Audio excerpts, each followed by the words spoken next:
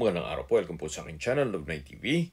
Patalasasan po, meron po ba kayong mga properties na napapabayaan or non-performing assets? Plan nyo ibenta, pero wala kayong oras sa pagbibenta nito. Kung ito'y pagkakatiwala nyo po sa amin, tawag lang po kayo sa aking numero, usap po tayo, gawa ko po ng video for free.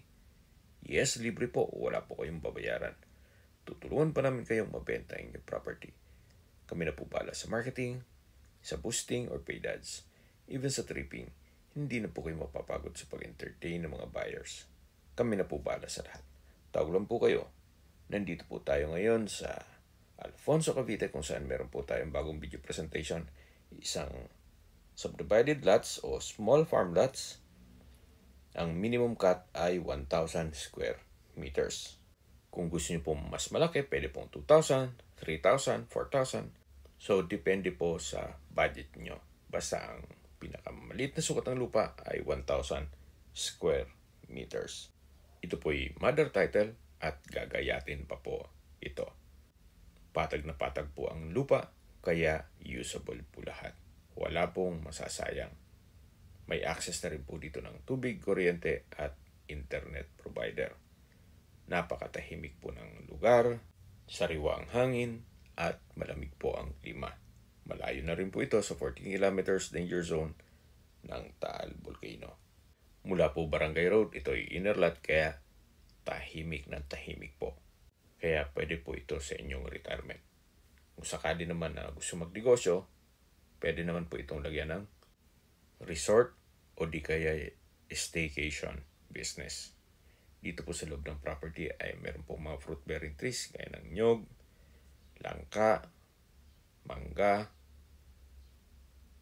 dragon fruit, saging, at marami pa pong iba. Kung naghahanap po kayo ng tabi-tabing lupa, isang pamilya po kayo or magkaibigan o magkapatid, ito na po yung hinahanap nyo. Habang available pa po ang 9 parcels of land na magkatabi.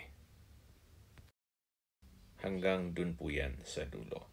Ito po yung nasa mataas na lugar. Ang estimated elevation above sea level ay 1,601.4 feet. Maganda po ang location nitong property.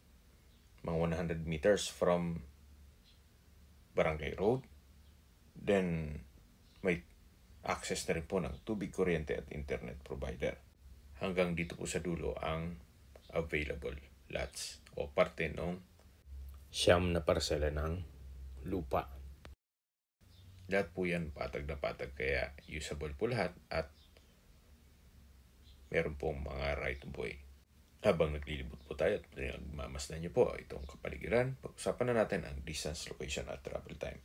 Mula po sa bayan ng Alfonso, ang distance is 3.1 kilometers at ang travel time is 6 minutes. Mula naman po sa Luksuhin Public Market, ang distance is 4.2 kilometers at ang travel time is 8 minutes. Mula naman po sa City Bex or Cavite Tagaytay Batangas Expressway, Alfonso Interchange,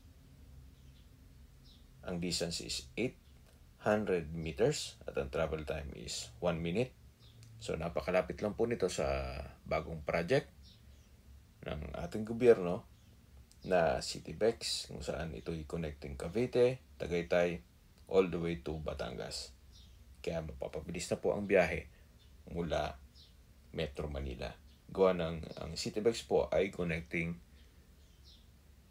SLEX all the way to NLEX or North Luzon Expressway at ibang parte ng Metro Manila. Mula naman po sa Tagaytay Rotonda, ang distance is 14 kilometers at ang travel time is 22 minutes. Kasama na ang traffic. Sa Tagaytay Rotonda po ay kumpleto na rin gaya ng malls, hotels, restaurants, banks, schools, church at hospital. Yan po yung lagi kong binabanggit sa inyo na dapat yung i-consider sa paghanap ng property, yung meron pong malapit na hospital. Hindi ko naman po sinasabing sakitin kayo. Yan naman po ay for emergency purpose lang naman. At mula naman po sa airport or Manila, ang distance is 71.9 kilometers at ang travel time is 1 hour and 41 minutes kasama na ang traffic. Sa presyo po tayo. Binebenta po ito ni owner sa halagang 5,500 pesos per square meter. Kung may mga katanungan po kayo or gusto mo po set na tripping dito sa property ito, tawag lang po kayo sa aking numero. At sa mga kababayan naman natin nasa ibang bansa, meron po akong Telegram. Sa mga iPhone user man, may iMessage. Meron din pong email, Skype, Viber at WhatsApp. Same number lang po, 0917-316-3399. Sa mga nagtatanong naman po ng aming Facebook, meron po aming Facebook page na Nov9 TV at Facebook Reels video. Meron din pong Nov9 TV at TikTok. Meron din po kami ibang YouTube channel na The Nov9 TV channel at AC Listings. Sana po naibigyan yung aming video presentation. Pakilike and subscribe na lang po sa aking channel para ma-update din po kayo sa aking future listings. Kung sakali po hanap nyo yung mas malaking sukat ng lupa, meron din po kami ibang listings na pwede nyong pagpilian. Huwag po kayong mag-atubling tumawag sa amin, then let us know your budget para malaman namin kung anong property pwede namin ilog sa inyo. Sa lahat pong viewers, subscriber at nagtiwala po sa amin, salamat po sa suporta. Ingat po kayo lagi at yung pamilya. Maraming salamat po.